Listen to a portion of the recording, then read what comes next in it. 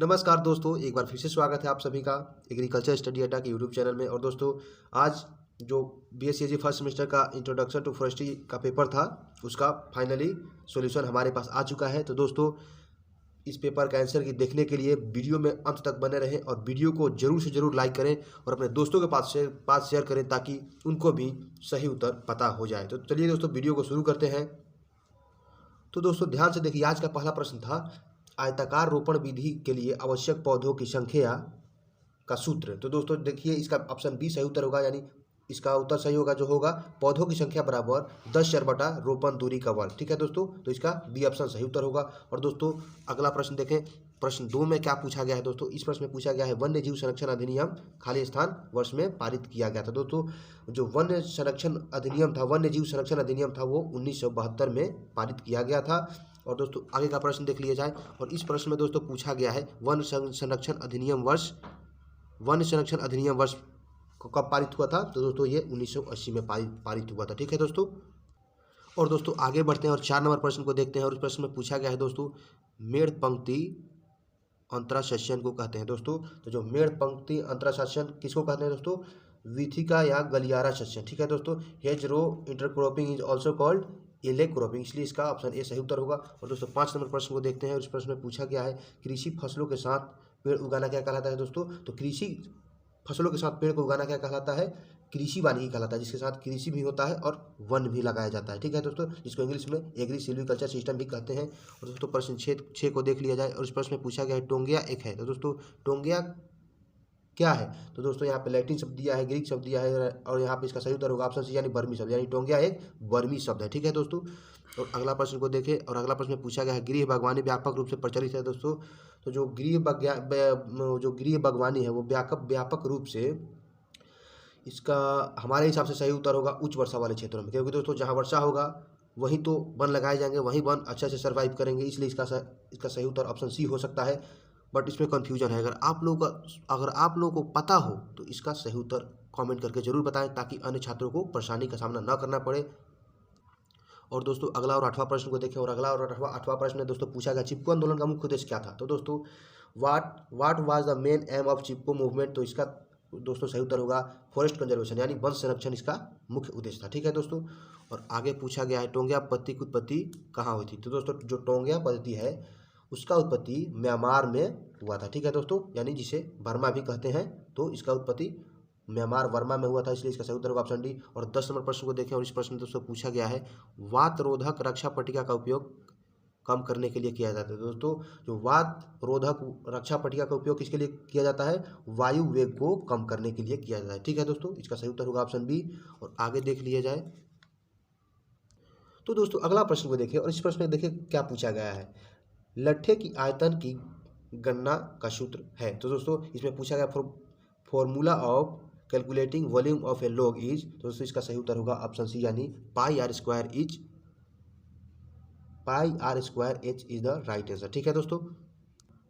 और दोस्तों अगला और 12वां प्रश्न को देखें। इस प्रश्न में पूछा गया आकृति गुणक का क्षेत्रफल और पेड़ की कुल ऊंचाई है। तो दोस्तों आकृति गुणक और क्षेत्रफल पेड़ की कुल ऊंचाई है वो दोस्तों इसका वृक्ष की ऊंचाई सही उत्तर होगा, यानी ऑप्शन ए इसका राइट आंसर होगा। और दोस्तों आगे पूछा जा रहा है वन क्षेत्र मिति में वृक्ष आयतन के लिए उपयोग की जाने वाली मूल इकाई है। तो दोस्तों इसका सही उत्तर होगा घन मीटर, यानी क्यूबिक मीटर में जो होता है वन का वृक्ष का वॉल्यूम को कैलकुलेट किया जाता है। ठीक है दोस्तों। और आगे देख लिया जाए। और आगे पूछा गया है साधारण विरलीकरण को कहते हैं। दोस्तों इस प्रश्न में कंफ्यूजन है। ठीक है, इसका सही उत्तर हमें पता नहीं है, इसलिए हम नहीं चाहते कि किसी को मतलब गलत उत्तर पता हो, इसलिए अगर आप लोगों को पता होगा तो इसका उत्तर भी कमेंट करके जरूर बताएं। ठीक है दोस्तों। और अगला प्रश्न को देखें। और अगला प्रश्न को देखा जाए तो इसमें पूछा गया कृषि वानिकी चरगाही पद्धति का उदाहरण है। तो दोस्तों इसका सही उत्तर होगा ऑप्शन बी, यानी फसल पेड़ चारा। ठीक है दोस्तों, क्योंकि कृषि वानिकी और चरगाही, तो ये फसल हो गया कृषि, पेड़ हो गया वानिकी और चारा हो गया चरगाही, इसलिए इसका सही उत्तर होगा ऑप्शन बी। और दोस्तों अगला प्रश्न को देखें। तो दोस्तों इसमें पूछा गया है वन शब्द लैटिन भाषा और खाली स्थान से लिया गया है। तो दोस्तों जो फॉरेस्ट शब्द है लैटिन भाषा के फोरिस शब्द से लिया गया है। ठीक है दोस्तों, इसलिए इसका सही उत्तर होगा ऑप्शन ए। ठीक है दोस्तों। और दोस्तों अगला और 17वां प्रश्न को देखें। और दोस्तों इस प्रश्न में पूछा गया है ठोस वर्ग एवं वेव वन वर्गीकरण मुख्य रूप से किस पे आधारित है। दोस्तों तो ये वनस्पति के आधार पर वनों का वर्गीकरण ठोस वर्ग एवं वेव ने किया था, इसलिए इसका सही उत्तर होगा ऑप्शन सी। और दोस्तों आप लोगों से फिर से रिक्वेस्ट है कि वीडियो को जरूर से जरूर लाइक करें और अपने दोस्तों के पास लिंक को जरूर से जरूर शेयर करें, ठीक है दोस्तों, ताकि ये आंसर की उन लोगों तक भी पहुंच सके आसानी से। और दोस्तों आगे का प्रश्न देखें। और आगे दोस्तों पूछा गया है चैंपियन एवं सेठ द्वारा वन वर्गीकरण वर्ष 1968 में दिया गया था, ठीक है दोस्तों, इसलिए इसका सही उत्तर होगा ऑप्शन डी।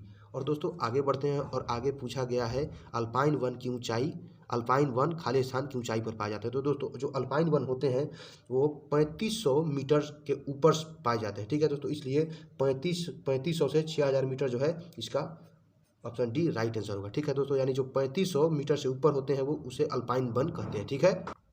और दोस्तों अगला प्रश्न पूछा गया है, ये प्रश्न बहुत आसान है। और इस प्रश्न का दोस्तों देखिए इसमें क्या पूछा है, सागौन का वनस्पतिक नाम क्या है। तो दोस्तों जो सागौन का वनस्पतिक नाम होता है वो टेक्टोना ग्रैंडिस होता है, इसलिए इसका भी राइट आंसर होगा।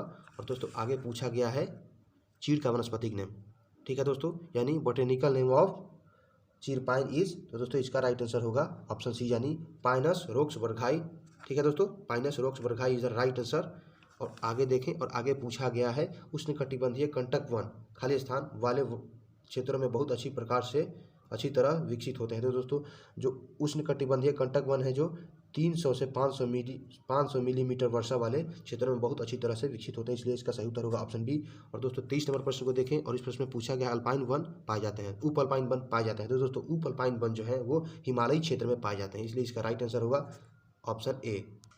और दोस्तों आगे पूछा जा रहा है किस राज्य में वन का सबसे बड़ा क्षेत्र है। तो दोस्तों जो मध्य प्रदेश है वो भारत का सर्वाधिक वन वाला राज्य है, इसलिए मध्य प्रदेश सही उत्तर होगा। और दोस्तों आगे पूछा जा रहा है राष्ट्रीय वन नीति 1952 के अनुसार पारिस्थितिकीय संतुलन के लिए आवश्यक न्यूनतम वन क्षेत्र है। तो दोस्तों 33% इसका राइट आंसर होगा, यानी ऑप्शन सी इसका सही उत्तर है। और दोस्तों आगे पूछा जा रहा है TFRI का पूरा नाम, तो दोस्तों इसका सही उत्तर होगा ट्रॉपिकल फॉरेस्ट रिसर्च इंस्टीट्यूट, यानी option B is the right answer. और दोस्तों आगे बढ़ते हैं और आगे क्या पूछ रहा है दोस्तों, आगे पूछ रहा है भारतीय वानिकी अनुसंधान और शिक्षा परिषद स्थित है, यानी दोस्तों यहाँ पर आप देख सकते हैं Indian council of forestry research and education ICFRE is located at, तो दोस्तों इसका राइट आंसर होगा देहरादून, ठीक है दोस्तों, यानी option A is the right answer. और आगे दोस्तों पूछा जा रहा है केंद्रीय कृषि वानिकी अनुसंधान कहाँ है। तो दोस्तों जो CAFRI काफरी जो है वो झांसी में है, इसलिए इसका राइट आंसर ऑप्शन डी होगा। और दोस्तों आगे पूछा गया है विश्व आर्द्र भूमि दिवस मनाया जाता है, यानी the world wetland day is celebrated on, तो दोस्तों इसका सही उत्तर होगा ऑप्शन बी, यानी 2 फरवरी को मनाया जाता है विश्व आर्द्र भूमि दिवस। और दोस्तों आगे पूछा जा रहा है हेज रो इंटरक्रॉपिंग को, देखिए एक इसी क्वेश्चन को फिर पहले भी पूछा था और फिर से पूछा है, क्वेश्चन को घुमा दिया है हल्का। हेज रो क्रॉपिंग को गलियारा खेती भी यानी एले क्रॉपिंग भी कहते हैं, इसलिए इसका सही उत्तर होगा ऑप्शन है, ठीक है। और आगे बढ़ते हैं और दोस्तों देखिए यहाँ पर पूछा जा रहा है स्वयं बोए गए बीज द्वारा वन फसल के नवीनीकरण को कहते हैं, यानी renewal of a forest crop bye means of self sown seed is called natural regeneration, यानी प्राकृतिक पुनर्जनन कहते हैं इसे, इसलिए प्रश्न 31 का सही उत्तर होगा ऑप्शन है। और दोस्तों आगे देखिए क्या पूछा जा रहा है, आगे पूछा गया है किसी प्रजाति के बीज उत्पादन निर्भर करता है। तो दोस्तों किसी भी प्रजाति का बीज किस पर निर्भर करता है, पेड़ की आयु पर, छत्रा के आकार पर और जलवायु पर, यानी इन तीनों पर पड़ता है, निर्भर करता है बीज का उत्पादन, इसलिए इसका सही उत्तर होगा ऑप्शन डी, ठीक है दोस्तों। और आगे देखिए हम लोगों से क्या पूछ रहा है दोस्तों, प्रश्न में पूछा गया है बीजों का जमाव निम्नलिखित आंतरिक कारकों पर निर्भर करता है। तो दोस्तों इसका भी सही उत्तर होगा उपयुक्त सभी, क्योंकि जो बीज का जमाव होता है वो जल की पारगम्यता, भ्रूण का विकास एवं बीज का आकार एवं जीवन क्षमता पर भी निर्भर करता है, इसलिए इसका सही उत्तर होगा ऑप्शन डी।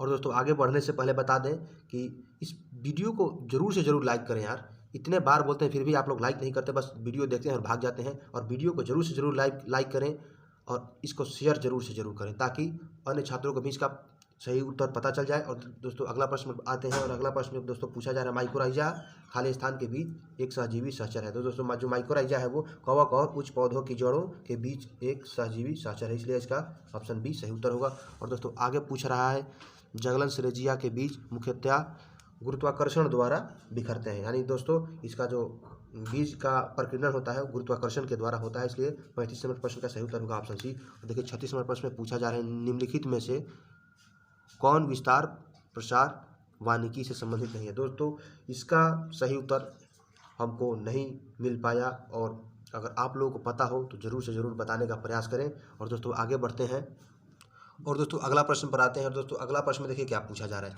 वनावरण स्थानीय वर्षा को खाली स्थान तक बढ़ता है, यानी दोस्तों वनावरण स्थानीय वर्षा को 5 से 10% तक बढ़ाता है। ठीक है दोस्तों, इसलिए इसका सही उत्तर होगा ऑप्शन बी। और आगे पूछा जा रहा है दोस्तों, इनमें से एक निराई की विधि नहीं है। तो दोस्तों निराई में क्या किया है, तो निराई में खेत से खरपतवारों को निकाला जाता है, इसलिए खरपतवार निकालने के लिए केमिकल यानी रासायनिक विधि का प्रयोग किया जाता है, यांत्रिक विधि का प्रयोग किया जाता है और जैविक विधि का प्रयोग किया जाता है, और साधारण विधि का प्रयोग नहीं किया जाता है। इसलिए इसका सही उत्तर होगा ऑप्शन ए, यानी 38 नंबर प्रश्न का सही उत्तर होगा ऑप्शन ए। और दोस्तों आगे देखें, और आगे पूछा जा रहा है प्रवृत्त परिचालन में सम्मिलित है। तो दोस्तों प्रवृत्त परिचालन में उपयुक्त सभी सम्मिलित है, विरलीकरण, लता कटाई एवं छटाई। ठीक है दोस्तों, 39 नंबर प्रश्न का सही उत्तर होगा ऑप्शन डी। और 40 नंबर प्रश्न में देखिए दोस्तों क्या पूछा जा रहा है, मनोरंजक वानिकी खाली स्थान के लिए लाभदायक है। तो दोस्तों मनोरंजक वानिकी जो है वो कृषकों के लिए तो है नहीं, ग्रामीण लोगों के लिए भी नहीं है, और वैज्ञानिक का तो इससे कोई संबंध ही नहीं है, इसलिए शहरी लोगों के लिए जो मनोरंजक वानिकी है वो लाभदायक है। ठीक है दोस्तों, जो कि अधिकांश आप शहर में देखे होंगे पार्क वर्क में लगाया हुआ होता है। और दोस्तों अगला प्रश्न पर आते हैं। और अगला प्रश्न में पूछा गया, स्थानांतरित खेती को उड़ीसा तथा आंध्र प्रदेश में क्या कहते हैं। तो दोस्तों स्थानांतरित खेती को उड़ीसा तथा आंध्र प्रदेश में पोदू के नाम से जाना जाता है। ठीक है दोस्तों, इसलिए इसका सही उत्तर होगा ऑप्शन बी। और आगे देखें, और आगे पूछा गया है, तारपीन का तेल किस पेड़ की प्रजाति से प्राप्त होता है। तो दोस्तों जो तारपीन का तेल है वो चीड़ प्रजाति के पेड़ से प्राप्त होता है, इसलिए इसका सही उत्तर होगा ऑप्शन ए, यानी Pinus roxburghii is the right answer. और आगे बढ़ें, और आगे पूछा जा रहा है दोस्तों, और आगे पूछा जा रहा है, पेड़ की ऊंचाई मापने के लिए गैर यांत्रिक विधि है। तो दोस्तों पेड़ की ऊंचाई मापने के लिए जो गैर यांत्रिक विधि होगा वो ऑप्शन ए सही उत्तर होगा। और दोस्तों आगे बढ़ें, और आगे बढ़ने पर देखिए क्या पूछा जा रहा है। इसमें पूछा गया है, अवनीय स्तर का प्रयोग खाली स्थान मापने के लिए किया जाता है। तो दोस्तों अवनीय स्तर का प्रयोग किसके लिए किया जाता है, वृक्ष की ऊंचाई मापने के लिए किया जाता है, इसलिए ऑप्शन सी सही उत्तर होगा। और देखिए दोस्तों आगे पूछा गया है, यूकेलिप्टस भारत में अच्छी तरह से उगाई जाने वाली विदेशी प्रजाति का मूल निवास कहाँ है। तो दोस्तों इसका सही उत्तर होगा ऑप्शन बी, यानी ऑस्ट्रेलिया, क्योंकि यूकेलिप्टस का जो ओरिजिन है, उत्पत्ति ऑस्ट्रेलिया में माना जाता है, इसलिए इसका सही उत्तर होगा ऑप्शन बी, यानी ऑस्ट्रेलिया। और दोस्तों आगे पूछा गया है, एक पेड़ के व्यास को खाली स्थान द्वारा मापा जा सकता है। तो दोस्तों एक पेड़ के व्यास को फ्लोरिक कैलिपर्स के द्वारा मापा जाता है। ठीक है दोस्तों, और आगे बढ़ें, और दोस्तों आगे बढ़ने पर देखिए क्या पूछा जा रहा है, वनों के वनस्पतिक उत्पाद हैं। तो दोस्तों वन होता है उससे हमें क्या क्या प्राप्त होता है, इमारती काष्ठ यानी लकड़ी, टिम्बर, छाल, फूल, इसलिए इसका उपयोग सभी, यानी ऑप्शन डी सही उत्तर होगा, क्योंकि वनों से हमें लकड़ी भी मिलती है, छाल भी मिलती है और फूल भी मिलती है। ठीक है दोस्तों, और आगे देखिए दोस्तों पूछा गया है, राष्ट्रीय वन नीति को वर्ष खाली स्थान में संशोधित किया गया था। तो दोस्तों जो राष्ट्रीय वन नीति है उसको सन 1988 ईस्वी में संशोधित किया गया था, इसलिए इसका सही उत्तर होगा ऑप्शन बी। और दोस्तों आगे पूछा गया है, विश्व वन्य प्राणी सप्ताह मनाया जाता है। तो दोस्तों जो छात्र ऑप्शन सी को टिक किए हैं उनका सही उत्तर होगा, क्योंकि 1 से 7 अक्टूबर तक जो होता है विश्व वन्य प्राणी सप्ताह मनाया जाता है, इसलिए इसका ऑप्शन सी उत्तर होगा। और आगे दोस्तों बढ़ें, और आगे पूछा गया, पशुओं के माध्यम से बीजों का प्रकीर्णन किस प्रजाति में होता है।